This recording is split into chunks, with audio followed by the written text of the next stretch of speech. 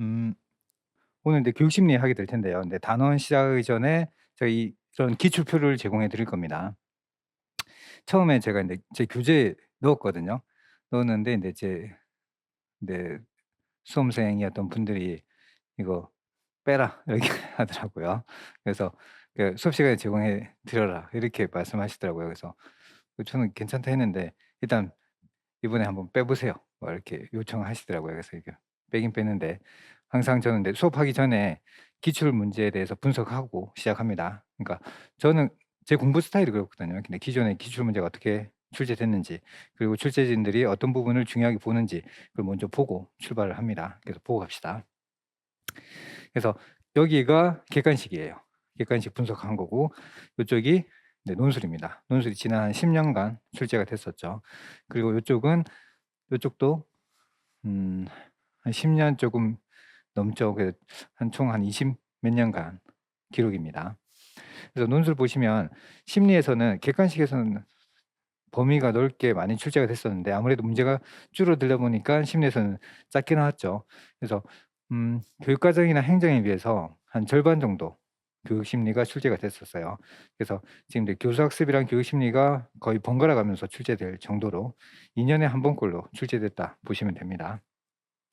그래서 최근 한 10 년간 보시면 한 번, 두 번, 세 번, 네 번, 4번 출제됐네요. 그러니까 두 번 중에 한 번꼴도 출제가 안 됐었죠. 그런데 네 최근에 출제 안 되다가 20 년까지 출제되다가 1 년, 2년 출제 안 되다가 3 년에 출제됐었어요. 그러면 앞으로 출제가 올해 출제될까요? 확률로 보면 이제 출제될 확률은 떨어지죠. 그런데 교육 심리를 잘 이해하고 계셔야지 교수 학습을 더 잘 이해할 수 있습니다. 그래서 어 효율적인 학습을 하려면 교육 심리나 교수 학습보다는 교육 과정이나 평가, 행정을 공부하시는 게 더 낫지만 지금 그런 자세로 들어오신 거 아니잖아요. 잘 학습하시려고 한 거니까 교육학을 제대로 공부하시려면 교육 심리를 잘 이해하고 가셔야 됩니다. 그런데 보시면 여기 관찰 학습, 자아 효능감이 출제가 예전에 됐었는데 요쪽에 다시 출제가 됐었죠. 그래서 중요한 게 안 나온다가 아니라 중요한 것은 또 나올 수 있습니다. 출제된 것은 안 나온다가 아니라 출제된 게 또 나올 수 있습니다. 그러면 여기서 또 나올 수 있는 건 저는 이쪽이랑 이쪽이라고 생각합니다. 이쪽하고 이쪽은 공부하셔야 되고, 제가 노란 것은 그러니까 요렇게 좀 합시다. 여기 별표를 좀 쳐 두세요. 에릭슨. 요 별표 3개 칩시다. 무조건 중요하니까. 에릭슨은 별표 3 개입니다. 요쪽은 나왔으니까 하나만 칩시다. 네.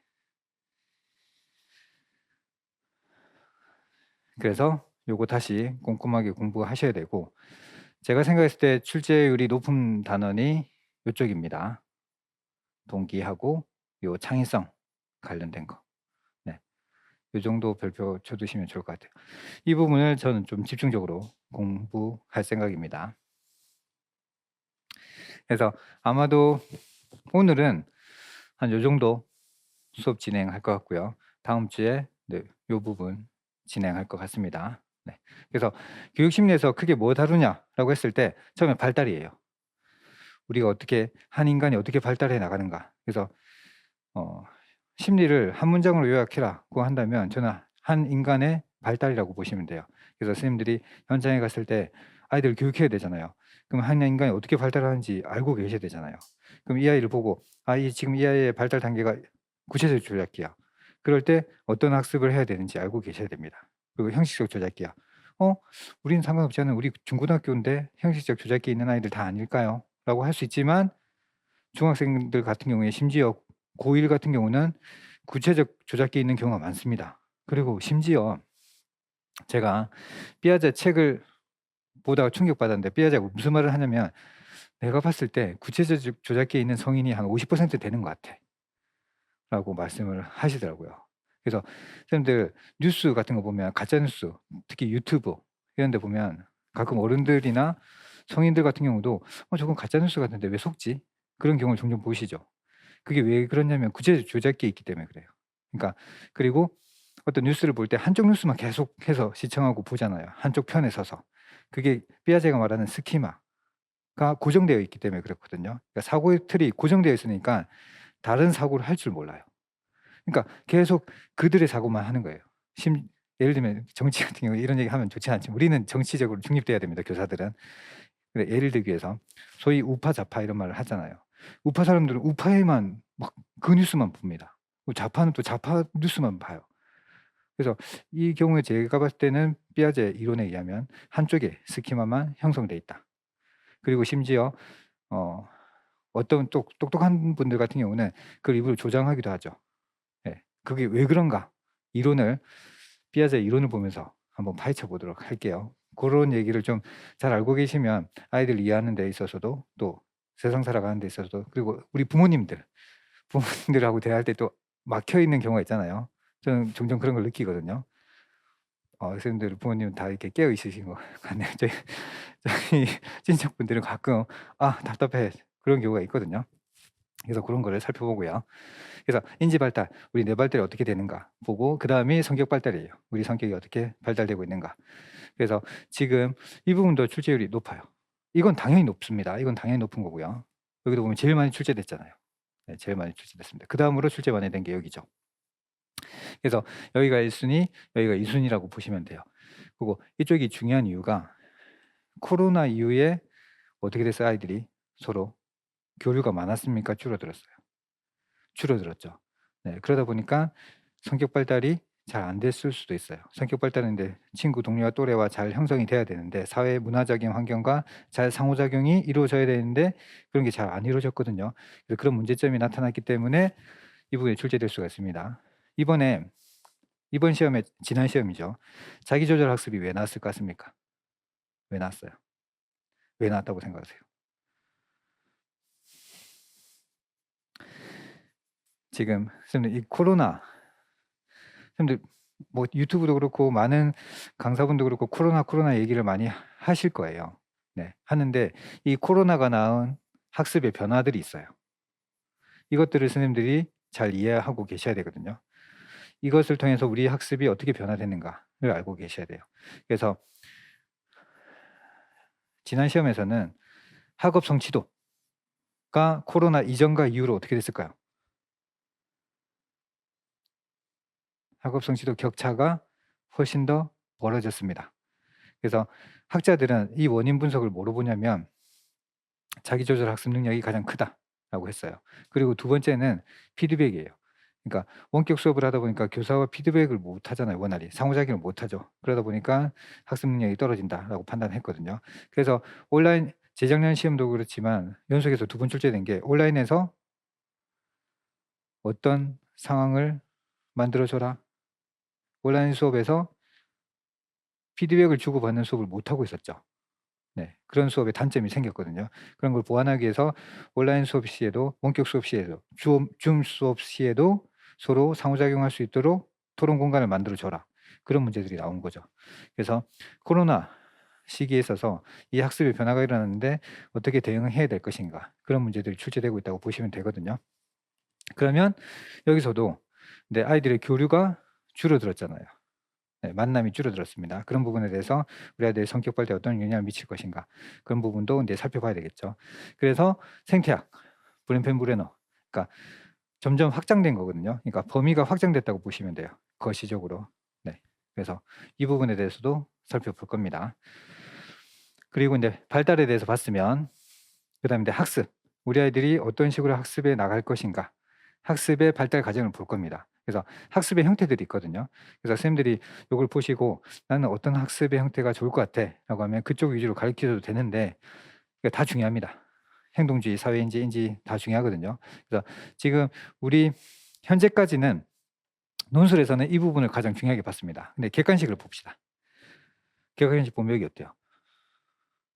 행동주의가 거의 매년 출제됐습니다. 그래서 저는 이 부분도 중요하다라고 판단합니다. 그런데 기존에 출제된 문제하고는 지금 새롭게 조금 다른 트렌드로 출제되고 있어요. 최근에 근데 공무원 시험에서 기존의 트렌드와 조금 다른 문제를 출제하고 있거든요. 그 부분도 좀 살펴보도록 할게요. 그러니까 행동주의에서는 무조건하고 조건이 중요하거든요.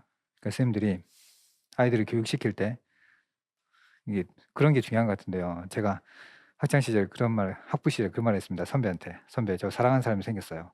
그때 "어? 누구야?" 이러면서 막 이렇게 달라들었어요. "누구야, 누구야?" 이렇게 한 거예요. 그래서 그 사도강령에 보면 학생을 사랑하라고 되어 있거든요. 그래서 "학생입니다." 이랬더니 "죽을래?" 이러면서 막 그랬는데요. 그래서 네, 사랑할 때 조건을 거느냐, 무조건 사랑을 하느냐, 그리고 선생님들이 학습을 시킬 때도 아이들한테 조건을 걸면서 학습을 시킬 것이냐, 무조건 학습을 시킬 것이냐, 요 부분이 중요합니다. 그래서 고거에 대해서 좀 살펴보도록 할게요. 그리고 기존에 출제된 건 강화가 출제 많이 됐어요. 그러니까 어떤 강화물 제공해서 아이들의 학습 동기를 증가시킬 것인가. 요런 강화물 같은 경우는 근데 학습 능력이 낮은 아이들한테 좋습니다. 그래서 강화에는 내재적 강화, 외재적 강화가 있거든요. 그러니까 학업 성취도, 지금 여기서도 문제가 뭐예요? 학업 격차가 어떻게 됐다? 벌어졌잖아요. 그러면 학업 성취도 높은 아이들한테는 어떤 강화물을 제공해 주는 게 좋고, 학업 성취도가 낮은 아이들한테는 어떤 강화물을 제공해 주는 것이 좋은가, 이런 것들을 잘 알고 계셔야 되겠죠. 그러면 A 교사, B 교사 얘기를 할 겁니다. "철수는 어떻고 영희는 어떻고 해서 학업 격차가 벌어지고 있어요. 얘네들한테 어떤 강화물을 제공해 줄까요?" 이렇게 하면 저는 그 내용을 잘 인지하고 계시면 거기에 대한 답을 서술할 수 있겠죠. 네. 그렇습니다. 그리고 사회인지 학습. 요거는 이번에 출제됐으니까 잘 알 거라고 생각하고요. 그리고 인지 발달. 그래서 어떤 식으로 우리가 지식 교육은 대부분 인지 학습이거든요. 그래서 인지 학습을 우리가, 그러니까 요거는 요렇게 생각하셔도 돼요. 선생님들 지금 교육학 논술 또는 교과 학습을 하고 계시잖아요. 그런 공부를 하고 계실 때 어떻게 하면 효과적인 학습을 할 수 있을 것인가. 그래서 선생님들 지금 공부하고 계시는 데 있어서 이 부분을 정보 처리 이론을 잘 활용하시면 공부하시는 데 도움이 되실 겁니다. 저도 여기에 있는 이론을 잘 접목시켜서 공부를 하고 있어요. 그리고 제 주변에 이렇게 보면 공부 좀 한다고 하는 사람들은 여기 있는 이론을 잘 적용해서 공부하고 있어요, 실제로. 네. 어떤 건지 좀 봅시다. 그리고 동기. 제가 처음에 아이들한테 "방법이 있으니까 나만 따라와. 수업 시간에 열심히 하면 돼." 이거면 단 줄 알았는데 한 5년 지나고 보니까 이런 생각이 들더라고요. 그러니까 내가 없을 때도, 내가 안 보일 때도 공부를 해야 됩니다. 부모 마음도 그렇잖아요. 그러니까 부모가 있을 때만 공부하는 것이 아니라 내가 없을 때 공부를 할 수 있어야 되잖아요. 그런 게 중요한 것 같더라고요. 그래서 음 저는 솔직히 말해서 근데 하루에 5 시간이 있다면 교육학은 1 시간만 공부하면 충분하다고 생각합니다. 1 시간도 많다고 생각하거든요. 왜냐하면 우리 100점 만점에 20 점이잖아요. 그러니까 1 시간이면 된다고 보지만 근데 교과 교육이 있잖아요. 교과 교육이 있으니까 사실 교육학 이론은 제가 볼 때 최소 20 점에서 최대 40 점까지 된다고 생각하거든요. 그래서 1 시간 이상 공부하시는 것이 전 좋다고 보지만 그래도 1 시간 정도면 된다고 생각하고요.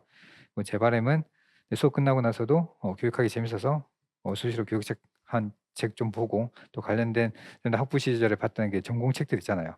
그런 것들 좀 살펴보시고 그리고 음 교수님들 출제할 때 뭘 가지고 출제하시는지 아시죠?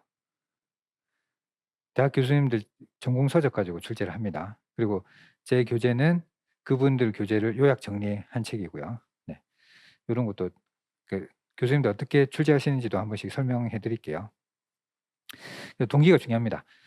아이들이 내가 보지 않을 때도 공부하고 싶은 마음이 생겨야 되잖아요. 그런 마음들을 어떻게 선생님들이 조절해 줄 것인가가 중요합니다. 그리고 제가 봤을 때는 긴 이론이 많이 나왔어요, 객관식에서는. 객관식에서는 긴 이론이 많이 나왔지만 자기결정성 이론이 최근에 중요해지고 있어요. 그러니까 선생님 공부하실 때 선생님들은 이것만 분석해서는 '아 긴 이론이 중요하다.'라고 알고 계시겠지만 최근에 네 박사분들이 무엇을 연구하고 또 교수님들이 무엇을 연구하는지는 잘 모르고 계시잖아요. 그런 것들은 제가 인제 또 조사를 하면 되니까. 최근에는 자기결정성 이론이 뜨고 있습니다. 이런 것들을 수업 시간에 제가 체크해서 말씀드릴게요. 또 모의고사 통해서 문제도 만들어 드리니까. 그리고 근데 그다음은 개인차입니다. 개인차. 사람마다 학습 양식이라든지 학습 능력들이 조금씩 다르거든요. 그래서 현장 가면 아이들의 학습 양식들을 선생님들이 파악하시고 그에 맞는 피드백을 해 주셔야 됩니다. 그리고 선생님들도 어때요? 선생님들 공부하는 양식이 조금씩 다르거든요. 어떤 분은 밤에 공부하는 거 좋아하는 분, 어떤 분은 새벽에 공부하는 거 좋아하는 분, 아침에 공부하는 다 다르잖아요. 그리고 또 이렇게 직강 나와서 공부하는 거 좋아하는 사람, 집에서 혼자 공부하는 사람, 거 좋아하는 사람 이렇게 따로 있거든요. 그런 것들을 잘 파악하셔야 됩니다. 그래서 시중에 왜 전교 1등, 전국 수석 이 공부한 책들 이런 거 있잖아요. 그런 거 절반은 틀려요. 제가 장담하는데 절반은 틀릴 수밖에 없어요. 왜냐하면 그분하고 선생님하고 학습 양식이 다르거든요. 똑같으면 같겠지만 완벽히 똑같을 수는 거의 없습니다. 네. 그래서 여기서 보면 충동형, 반성형, 뭐 의존형, 독립형 이런 형들이 있는데 충동적이면서 의존형일 수도 있고요. 또 독립적이면서도 충동적일 수도 있습니다. 이런 것들을 잘 분석해서 아이들을 지도할 필요도 있고 선생님들도 '아 나는 어떤 학습 양식을 갖고 있지?' 하면 이해를 잘 하시면 선생님도 공부하시는 데도 도움이 될 거라고 생각합니다.